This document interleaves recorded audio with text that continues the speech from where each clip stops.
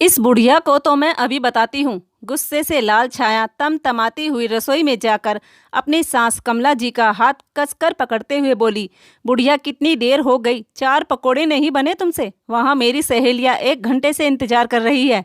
मैंने सुबह ही समझा दिया था ना कि मेरी सहेलियों के सामने मेरी इंसल्ट नहीं होनी चाहिए। फिर क्यों इतनी देर लग रही है? मेरा हाथ छोड़ दे बहू, मुझे दर्द हो रहा है। दर्द से करहार रही कमला जी बहू से बोली, अभी तो दर्द ही हुआ है। अगर 2 मिनट के अंदर पकोड़े बाहर नहीं आए तो इस हाथ को ही अलग कर दूंगी।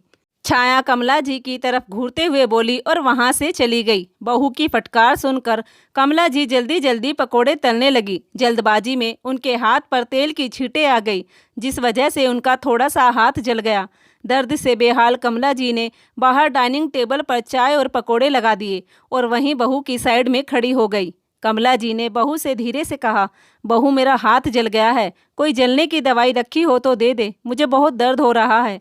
छाया उनकी तरफ आंखें निकालने लगी तो कमला जी जाकर सीढ़ियों पर बैठ गई। बेचारी कमला जी की दर्द के मारे जान निकल रही थी। अपने बेटे को याद कर कमला जी फूट फूट कर रोने लगी।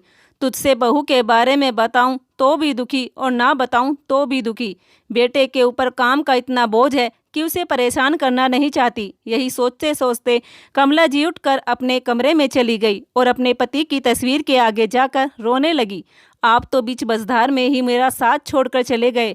आज किससे कहूँ अपने सुख दुख की, बिल्कुल अकेली हो गई हूँ आपके बिना।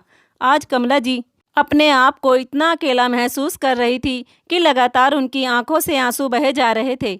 कभी पति को याद कर तो कभी बेटे को। कमला जी के पति श्रीधर जी बहुत ही सीधे और नेक इंसान थे। वह बहुत मेहनती थे, लेकिन किस्मत ने कभी उनका साथ नहीं दिया। वह जिस काम में भी हाथ डालते उसी काम में ही नाकामयाबी मिलती। फिर भी उन्होंने मेहनत करनी नहीं छोड़ी। कमला जी का एक ही बेटा है अजय और एक बेटी। दोनों बच्चों को कमला जी ने पति की मौत के बाद बहुत ही संघर्ष करके पढ़ाया लिखाया। कमला जी ने खेतों में मेहनत मजदूरी करके अपने दोनों बच्चों की परवरिश की। कमला जी के पति की आर्थिक स्थिति ठीक नहीं थी और उनकी मौत के बाद तो और भी ज़्यादा स्थिति खराब हो गई थी। कमला जी ने अपने बच्चों के खातिर लोगों के घर बर्तन तक साफ किए। उन्होंने बेटी राधा की शादी सही समय पर कर दी थी। बेटी की शादी थोड़ी दूर में हुई थी तो उसका आना जाना कम होता था। उस समय भी अजय भी छोटा था। श्रीधर जी अपनी एक भी बच्चे की शादी नहीं देख पाए। कमला जी ने अपनी जवानी में बहुत ही दुख देखे, लेकिन उन्होंने कभी हार नहीं मानी। उन्होंने अपने दोनों बच्चों को माँ और बाप दोनों का प्यार दिया। जिस दिन बेटा कामयाब हुआ और उसकी उच्च पद पर सरकारी नौकरी लग गई, वो दिन कमला जी का अपने ससुराल में पहला खुशी का दिन था। कमला जी इतनी खुश हुई कि फूली न समाई थी। अजय भी अपनी माँ से बहुत ज़्यादा प्यार करता था। उसे पता था उसकी माँ ने भरी जवानी में विधवा होकर कितना संघर्ष किया, कितनी हालातों से लड़कर उसको पढ़ाया लिखाया और कामयाब बनाया। एक दिन वह घड़ी भी आ गई जब बेटे की शादी हुई और घर में बहू आई। छाया पढ़ी लिखी और बहुत ही सुंदर थी। अजय थोड़ा सांवला था, लेकिन उसके नैन नक्श बहुत ही अच्छे थे। छाया अपनी सुंदरता के आगे अजय को हमेशा नीचा दिखाती। यह बात कमला जी को भी अच्छी नहीं लगती थी।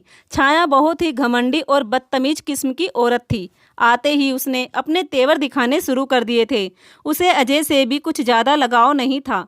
वह बस अपने घमंड में चूर रहती थी। घर में बहू आ जाने के बाद भी घर के सारे काम कमला जी ही करती थी, क्योंकि बहू को तो शॉपिंग और किटी पार्टी से ही फुर्सत नहीं थी।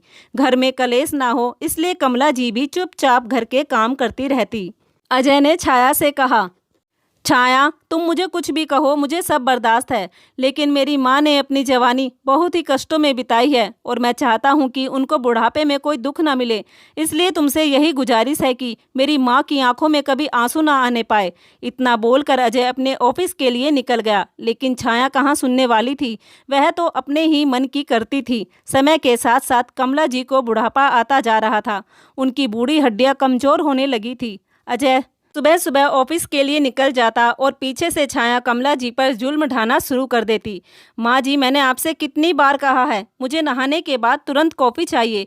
क्या आपको एक बार भी समझ में नहीं आती? बाथरूम से नहाकर निकली छाया कमला जी पर चिल्लाने लगी, बहू एक कॉफ़ी तो तू भी बना सकती है। पहले की बात और थी, लेकिन अब मेरे शरीर में इतनी जान नहीं है, मुझसे इतना सारा काम नहीं होता। क्या कहा आपने? जरा फिर से बोलना। छाया कमला जी की तरफ आंखें दिखाते हुए बोली तो कमला जी आगे कुछ नहीं बोली और चुपचाप रसोई में चली गई। ऐसे ही बहू के जुल्म सहते सहते कमला जी के दिन कट रहे थे। एक दिन कमला जी बैठी टीवी में भजन सत्संग सुन रही थी। तभी छाया तमक कर बोली, माँ जी आप टीवी चलाकर सुबह सुबह ऐसे बैठ जाती हैं जैसे घर में कोई काम ही ना हो। अब क्या हर एक काम मैं ही बताऊंगी आपको?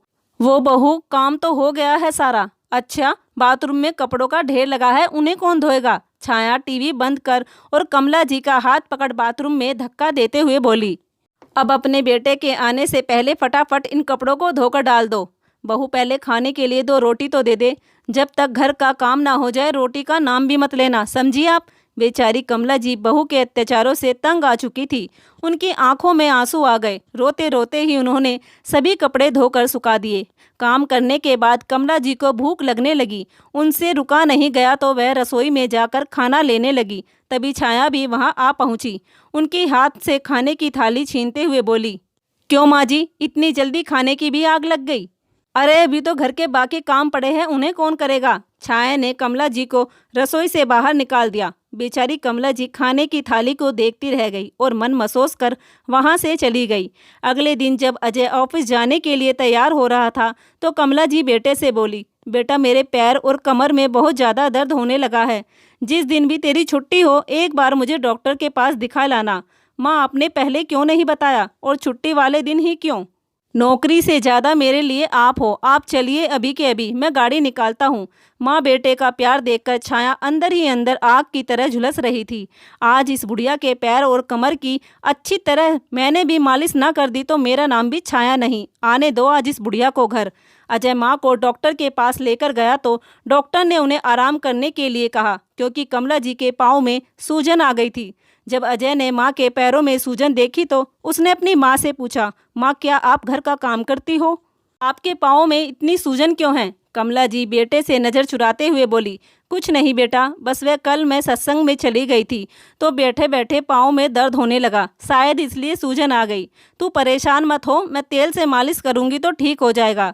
अजय माँ को लेकर घर चला आया। छाया, माँ का बहुत ज़्यादा ध्यान रखना पड़ेगा, यह देखो इनके पाँव में कितनी सूजन आ रही है। छाया कमला जी को मोटी मोटी आंखों से घूरने लगी और मन ही मन बड़बड़ाने लगी, बुढ़िया तेरी सूजन तो अब मैं उतारूंगी। यह लो छाया माँ की दवाई और यह दवाई का पर्चा, इसे संभाल कर रखना। 2 दिन बाद फिर बुलाया है डॉक्टर ने। पर्चे पर 2000 का बिल देखकर छाया के तन बदन में आग लग गई। छाया अगर तुम्हारा समय लगे तो इस तेल से माँ के पैरों की अच्छे से मालिश कर देना, वरना मैं खुद ही माँ के पैरों की मालिश करके चला जाता हूँ। अरे नहीं, वैसे ही आपको बहुत देर हो चुकी है, आप जाओ। माँ के पैरों में तेल लगाकर मालिश मैं खुद कर दूंगी, आप जाइए। अजय तो ऑफिस के लिए निकल गया, लेकिन उसके जाते ही छाया कमला जी का मुंह भींचते हुए बोली, बुढ़िया थोड़ा सा घर का काम क्या ज़्यादा कर दिया? तेरे हाथ पाँव में दर्द होने लगा, पूरे 2000 का बिल बैठा दिया। बहू पैसे क्या इंसान से ज़्यादा है? और वैसे भी अगर तू मुझ पर घर के कामों का इतना बोझ ना डालती तो शायद यह बिल भी ना बैठता। छाया तमक कर बोली, अरे घर में रहेगी तो काम नहीं करेगी क्या? यहाँ बैठे बैठे मुफ्त की रोटियां कहाँ से खाने को मिलेगी? बहू अगर मैंने जिस दिन भी अपने बेटे से बता दिया तो इस घर से बाहर होगी तू, यह बात अच्छे से जान लेना, इसलिए मेरे सब्र का बांध मत तोड़। कमला जी का इतना ही कहना था कि छाया ने उनके गाल पर एक जोरदार थप्पड़ रख दिया। हिम्मत कैसे हुई तेरी मेरे सामने बोलने की, और मुझे धमकी देती है? आज देख मैं तेरे पैरों की कितनी अच्छी से मालिश करूंगी। कहते हुए निर्दयी बहू कमला जी को घसीटते हुए उनके कमरे में ले गई और उनके साथ मारपीट करने लगी। छाया कमला जी के हाथ पांव बांधने के लिए उनकी अलमारी से साड़ी निकालने लगी। कमला जी मौका देखते ही कमरे से बाहर आ गई और बाहर से दरवाज़ा लगा दिया। अंदर से छाया दरवाज़ा पीटती रह गई। छाया ने कमला जी को बेरहमी से पीटा, इस वजह से उनकी हालत बहुत बुरी हो गई थी। हिम्मत करके कमला जी उसी हालत में बेटे के ऑफिस पहुंच गई।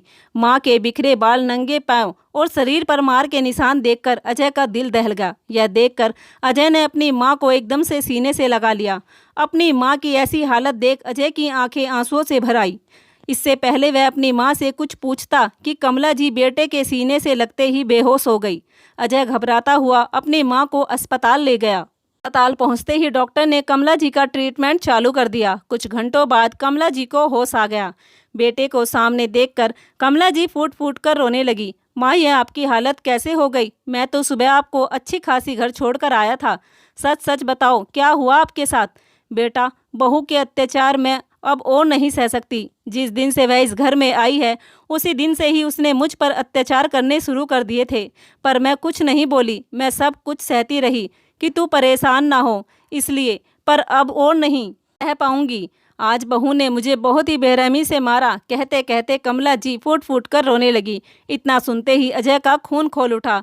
माँ, तेरे हर एक दर्द और आंसू का बदला चुन चुन कर लूंगा तेरी उस बिगड़ैल बहू से। आंखों में लाली, चेहरा गुस्से से लाल, अजय अपनी माँ को लेकर घर पहुंच गया।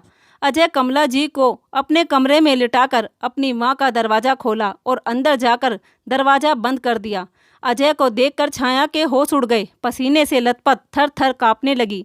जो गुस्सा आज अजय के चेहरे पर था, आज से पहले छाया ने कभी नहीं देखा था।